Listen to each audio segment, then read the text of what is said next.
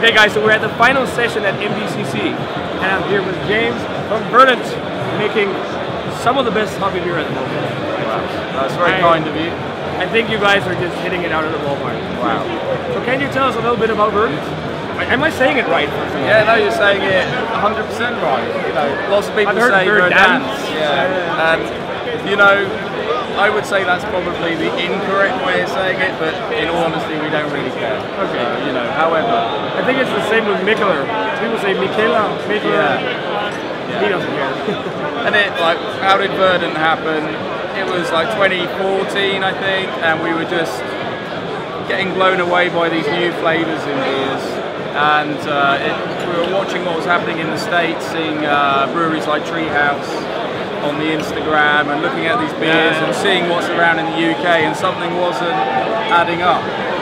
And so it just became our mission to figure out how to express these hops. First of all, get the hops, and then express them in the juiciest way we could. Not so much, and kind of get this, get it away from bitterness. Because a lot of people in the UK, they would associate a hoppy beer as being really bitter. And that was like the more old school, I guess, American style, West Coast IPAs, huge kick of bitterness. Yeah, and I love those. I like those as well. I really love those beers. It's not like we don't hate them at all. No. There just wasn't this sort of stuff around. So yeah, that was it really. Nothing too technical. And so you pretty much only do hoppy beer at the moment, don't you? Yes, we do. Yeah, I mean, we try and create a range of hoppy beers. So yeah, you have like a core range, right?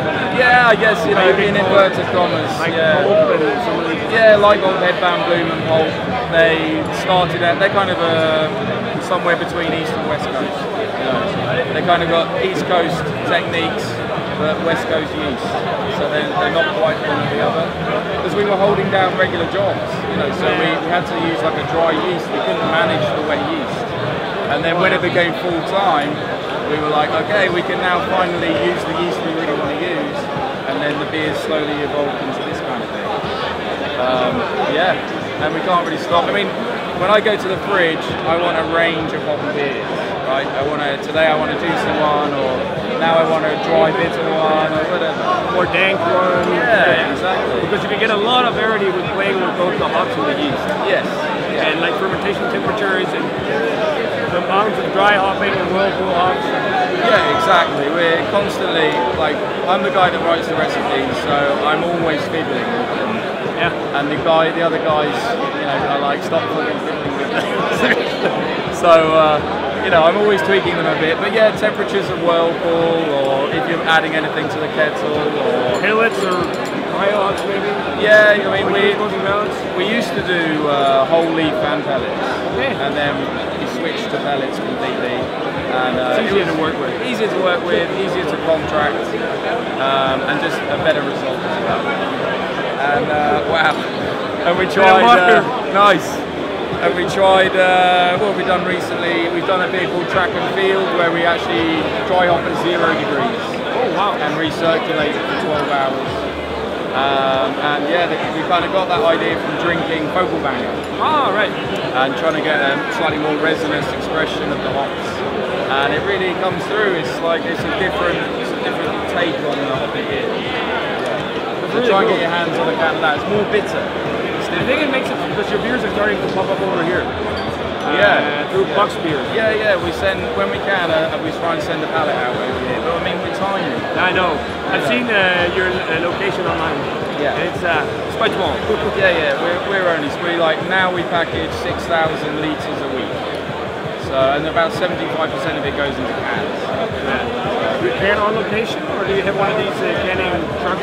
We used to use mobile canners, which was important to get the beer into people's hands, but it was a real pain as well because the machine was not very reliable, the operators were very tired, and they were often fixing it on our time. And so the minute we could afford our own canning line, we got one. So since I think Putty was the first one we canned ourselves. Oh, the first batch? Yeah. I think we canned that at the very beginning of the year, or just around Christmas time. I can't quite remember. And since then, we've canned like 110,000 cans, through just a little machine. and it's all about minimizing dissolved oxygen. So we're so really you get all the freshness of the oxidation. very anally retentive about that. Good, that's good. Good to hear. So a lot of people, I don't think, will maybe think about how big of an impact oxygen plays on hoppy beer. Yes. And you can sometimes even see it with these, because you use so much dry hopping and whatnot. You can even see it in the color sometimes. Oh, absolutely, yeah. They turn gray. Gray or slightly muddy. And also all the aroma goes, and it becomes cardboardy. I don't necessarily get maybe cardboard. Sherry. Yes, exactly that. It's a sherry berry sweetness, and it's disgusting. Not in it's disgusting in an IPA. Yeah. I think some styles it can be okay. Like maybe. I think cask ale, a day or two into the cask being tapped, it can benefit. But in the hops are really expensive, man. Yeah, I know. We want to let people have them in the best quality. I agree. Freshness is key when it comes to it. Yeah, absolutely. When we were having one of your beers, Neil Gets Things Done. Neil Gets Things Done. This is a double IPA, right? No, this is an IPA. 6.5. Yeah, tiny touch of caramel malt, not much, like 1%. For the color, I guess. Yeah, simple malt bill. People think we go crazy with oats, but we don't really. Oh. There's oats in there, but it's very rare we'll go over like 8 or 9%. So we use a bit of flaked wheat for a bit of body, malted wheat, and usually a combination of Golden Promise and a very simple extra pale malt. Nothing too complex. And just trying to get some nice fluffy body into it through water profiling. And I guess mashing as well. Yeah, mash temperature, the yeast we use as well. We've got really soft water in Cornwall. Oh, that's nice. Yeah, so it works very well with doing that. Yeah. Adding salts, the whole salt thing is where I really focus a lot on my attention. Making sure we're getting the right feel of the beer. And initially it seems to be all about hops, but actually there's a lot of other influences. Well, hops are pretty easy. You just contract them and use a lot of them. The rest of it is where the real art is. Water treatment, yeast management, carbonation, how do you carbonate it so it's not too much, but it feels nice to drink it. Those are all the subtleties that we're interested in. Like the hops are the superstars, but of course, but you need everything else to work into play to make it pop. Exactly, yeah. It's all about process and technique. So what hops do we have in here? This one is Simcoe in the kettle, Citra Mosaic Nelson dry hop. Just a tiny bit of Nelson, like a punctuation. It's the bulk of it's Citra, and then a good amount of Mosaic backing it up, and a little note of Nelson at the back. It smells very nice. You definitely get that pop of Nelson almost like gooseberry. Yeah. Nelson's an interesting one. I really like it. It's one of my favorite hops. Yeah, we did a single hop IPA recently, and with Nelson, and it took about 2 weeks for the Nelson to really begin to express in a 100% positive way. Initially, it's all over the place. Like, what is this thing? And then it also can be super danky. Yeah. This was kind of dank, and then it is now like this really good citrus kind of feeling. Yeah. Good hop. Well, cheers. Cheers, man. Keep up the good work. That is really delicious. Yeah. Oh, it's really juicy. Yeah, I like that one. Quite like sweet citrus fruit forward. Yeah. But also a good amount of stone fruit is what I'm getting from it. Yeah, absolutely. The Mosaic helps with that for sure. It's a good beer. It's like we brewed this first, I think last summer. We came and brewed over at War Pigs. Did a tap takeover with Daya and Monk. And it was the first time we'd brewed it, and we weren't really expecting it, but it just became that everyone loved the beer. So we obviously rebrewed it. It's super drinkable as well. Yeah. Sessionability, also with each style, is a big thing for me. Yeah. It's so much nicer to drink. Sure.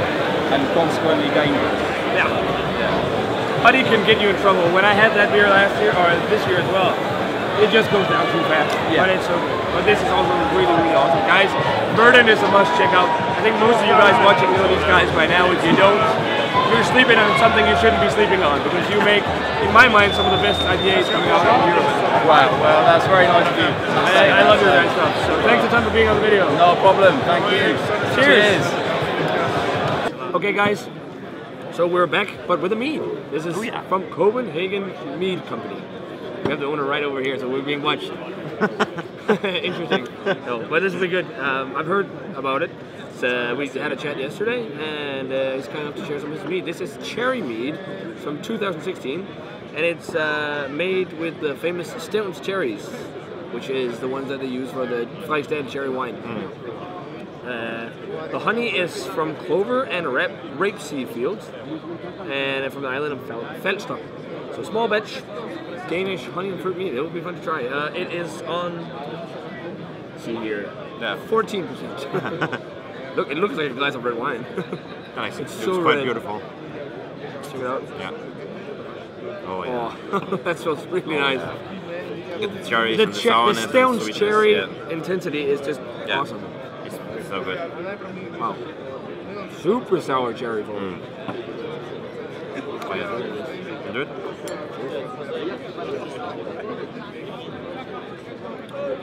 Oh yeah. Wow. That is really good. Wow, it's almost cinnamony. Yeah, Like yeah. super rich cherry, sour cherry. Almost like a little bit of a vanilla-esque flavor. Because of the pits. I love the balance of it. It's like the sourness and the sweetness of it and everything. And because I usually with meat, it tends to be very sweet, but this is. I think this is like, it's on the sweet side, it says, but I think it has a very good balance. The Bourbon County we just had was actually sweeter than Yeah, this. it was. It seems refreshing after that. It's very good. Oh, that's Yeah, good. just that rich cherry flavor, deep rich cherry flavor. Almondy, almost cinnamony. Thick I actually give mouthfeel this as a well. 2 thumbs up. You know what? If This is really good. If this was, This is the first mead I tried from Copenhagen Meadery, or mead company. Off to a good I mean, if this was cold, this was Ice cold, yeah. Ice cold. This would be dangerous because you wouldn't notice the 14% at all here. No. That's 2 thumbs dangerous. up for yeah, me. 2 thumbs up for me as well. This was awesome. It's good. Check it out, guys. The camera, okay, We're okay, doing okay. reviewception, so Yeah, I know, I know how this works. we're at the final session. We're finally reviewing some beer. I have a Night to End All Dawns, as you guys know, and this is a bourbon barrel aged imperial stout from Kane, and this is their base, like one of the most famous beers. It's very good, super rich bourbon character, very fudgy, loads of vanilla and bourbon. It's very awesome. But Julio, what do you think? Yeah, exactly. It was a surprise for me because usually when you go to a beer celebration, you don't expect to find your favorite beer in the first place. I mean, this is the first place when you enter, the first spot. Rabbit's We're Foot. having a great day, Carl. So I just asked about what the hell do you have, and they gave me. I will give you the specifications if. But okay. It's Rabbit's Foot, Meadery. I don't know if you can focus. This is one chocolate raspberry love, a celebration of love. This delicious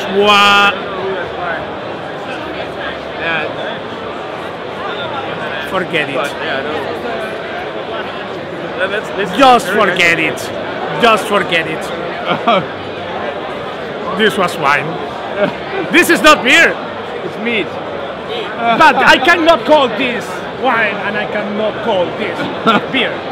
This is kind of an exception. And this means that probably I'm drunk right now. And this is why they gave me this shirt. Because it's the 6th one I am drinking. So I do my best, but I'm a bit drunk now. It's okay to be a bit drunk, Julio. It's okay. No, I don't like to, when I don't know what the hell I am drinking. But I like it, sorry. This is a guilty pleasure. But you're still doing I your know, review. I forgot that we are still here. But we're doing a review. I know, but this Let is, us know what it tastes like. and I love it, sorry. I know, it's a guilty pleasure. Everybody can have, from time to time, something that you don't expect to be what you are drinking. But yeah. And I like it, guys. I just realized, oh, fucking Fisque Fricadella. Julio! And you have to know this guy. Okay, you already know this guy. I can't love this guy. He's our favorite Portuguese This is the MBCC mood. People are getting drunk and having a good time. And we love it. We love it. But all in all, I give my Imperial Stout 2 thumbs up. What do you give this? 1, 2 thumbs up?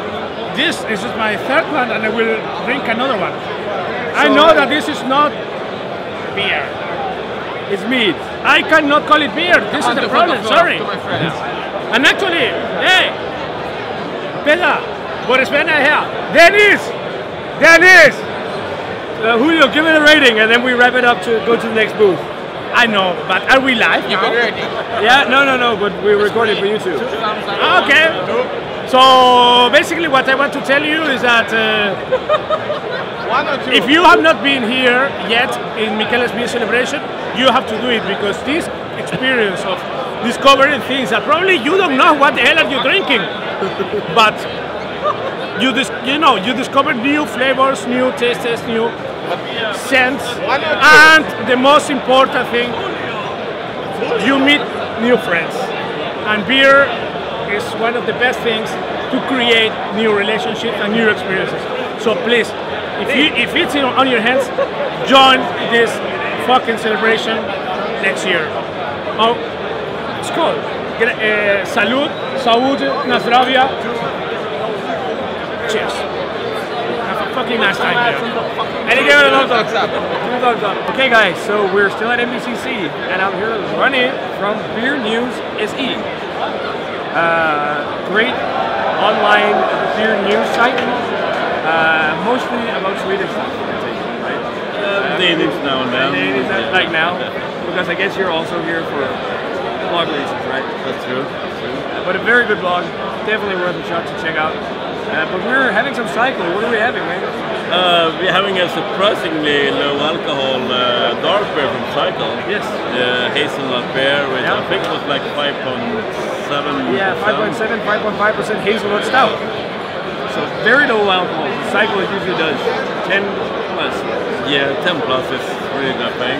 I still think this is a pretty good beer. It's really kind of a seasonal beer, loads of hazelnuts in it. Definitely drinkable beer. It's oddly refreshing. Yeah, it is. But I think it's also because it's not that sweet. It's like very nice, kind of light hazelnutty flavors. Yeah. It's slightly Nutella-esque.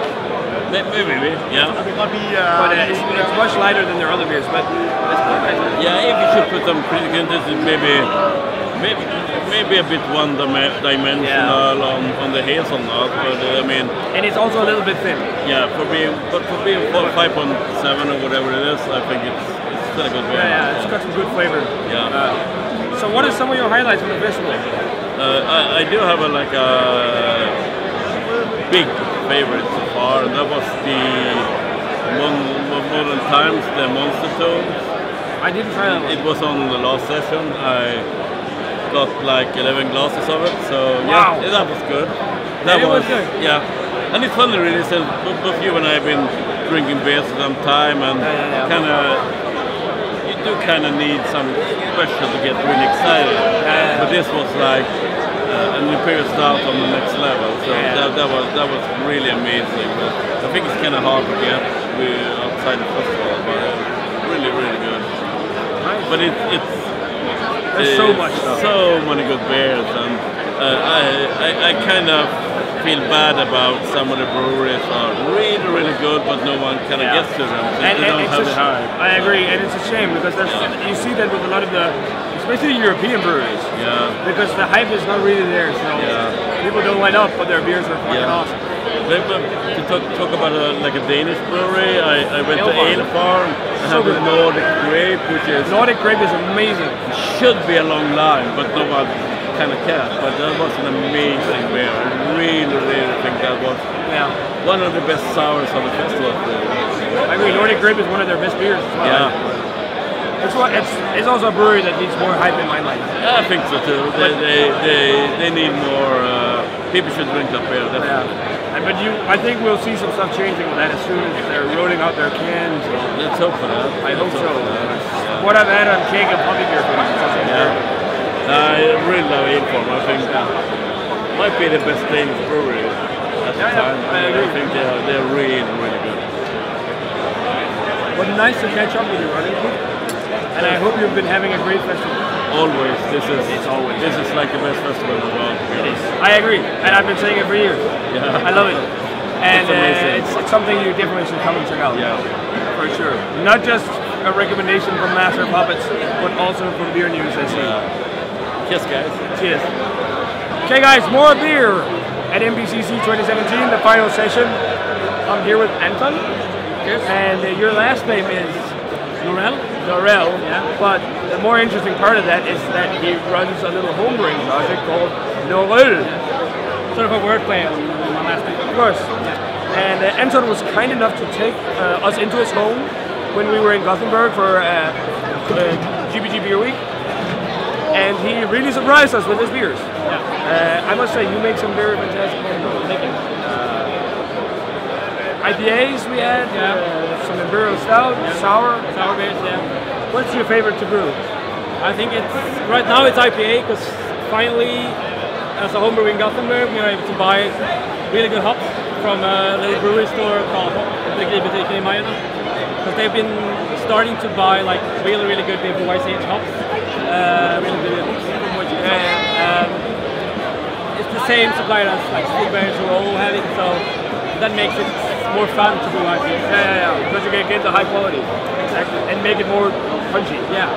Then combine that with a few like tweaks in my process, and I kind of hit something that's close to a commercial good IPA.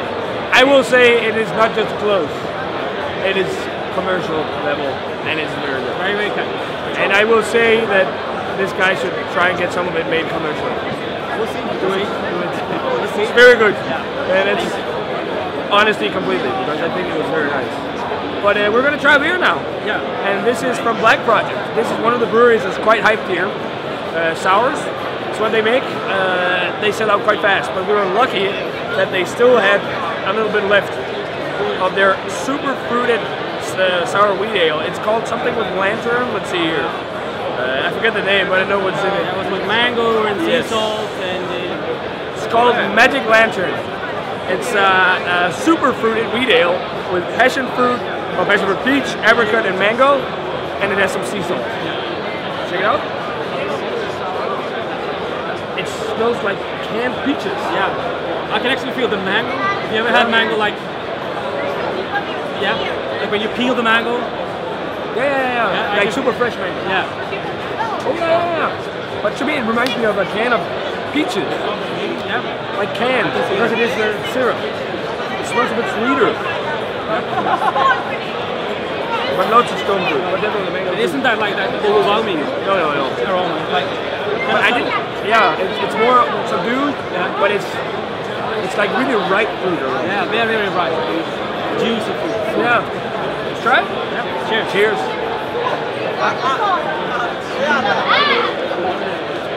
Wow.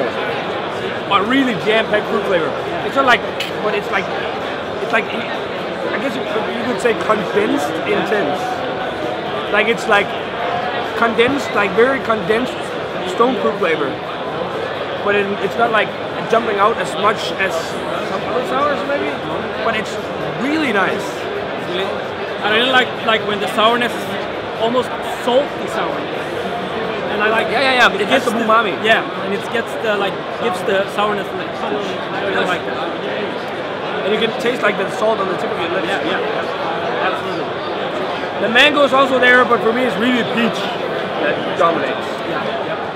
I agree. Stone fruit. But I still get that connotation, canned peaches. Like fruit salad. Yeah, and I feel that the mango, when you peel a mango and you get the juices flowing, that's what I like to get.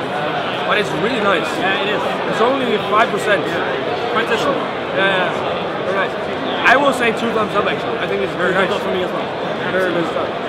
Thanks for joining in on the video. Thanks for having me. I hope you'll get a chance to try his own brew sometime, guys. Yeah, you should come to Gothenburg, man. I'll invite you. Maybe we'll do a video on his home brew in Gothenburg. Yeah, that would be really cool. Well, cheers, guys. Cheers. Hey, guys, look who hasn't been in the videos. Doesn't work. It's Brett of Animacies.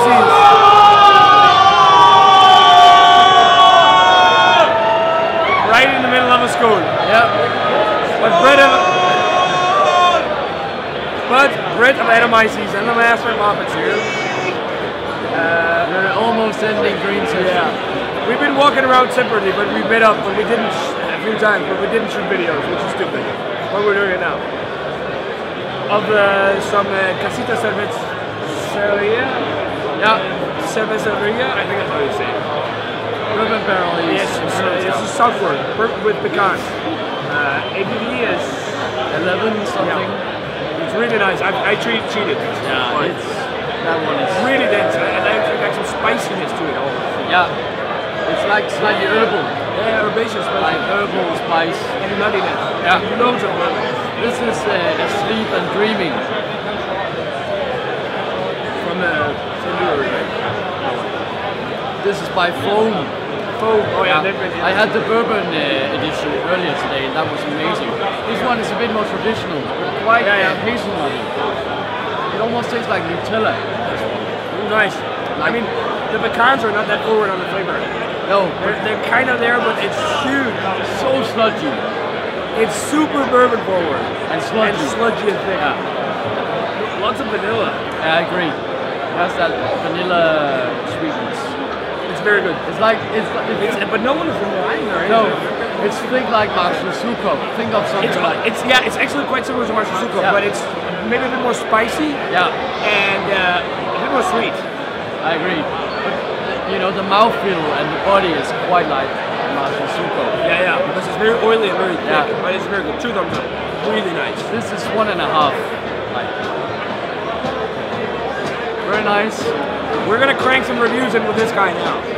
Quickly, So, because we only have 15 minutes left. Yeah, so let's try it. Cheers. And another thing to check out, not just beer related, but blogging related, is Ulklubben. Ulklubben! Skål! What are you having? I'm having second shift. Great brewing. Coffees, vanilla. Nice. Tastes really great. Very good. Yeah. Can I have a taste? Yeah. We try this. This is Sang Royale. Okay. Wine barrel aged sour beer with Merlot grapes. As the rest of the festival is just great. Yeah. It's quite nice. It's very smooth. Yeah. This is really sour though. Yeah, but you can stick your glass out.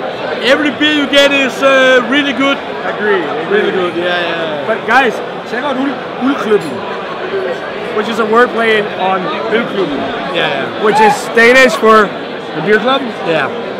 Great guys. Check them out. Cheers. Thank you. Cheers. Okay, guys, this is going to be the very last beers of MBCC 2018. Everything is about to shut down very soon, and we're getting some last beers in. We're here with Benjamin from Beer the Idiot, and we're here with Brett of Atomizes. That's his nickname.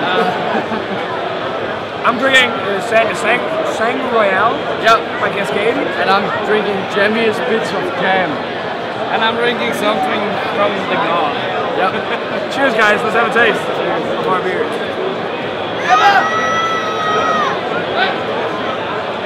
Ooh, nice sour like grapes in there. This is a very mild sour. It has a fantastic balance. Yeah, nice. Amazing sour. This is like huge boysenberries. Yeah. Huge boysenberries. Very jammy and dry. It's very one good. from the cellar. It's from Sour Cellars. Yeah, I haven't tasted it. Yep. I haven't tasted it. Mine is very sour. Yeah, Cascade are known for being very sour. I know. Oh, this is really nice. Let's make a switcheroo. I really like that one. Switcheroosies.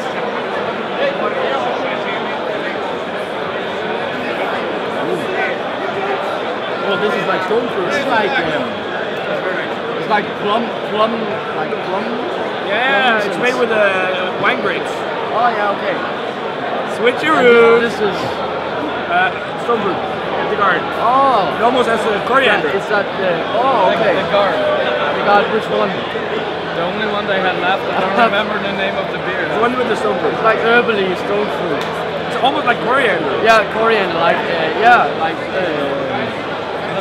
There was a really good balance there. It's not too acidic, but doesn't burn your throat like some sour beer does.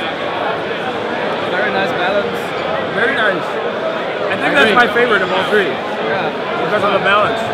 Because these are very sour. You just think it's going to be very sour, and then it just mellows out. Yeah, it mellows out. It mellows out just as it. But this was the end, guys. Yeah. I'm sorry to say, but it was. Because now we're going to run around and tick some beers before we have to leave. We only have 5 minutes.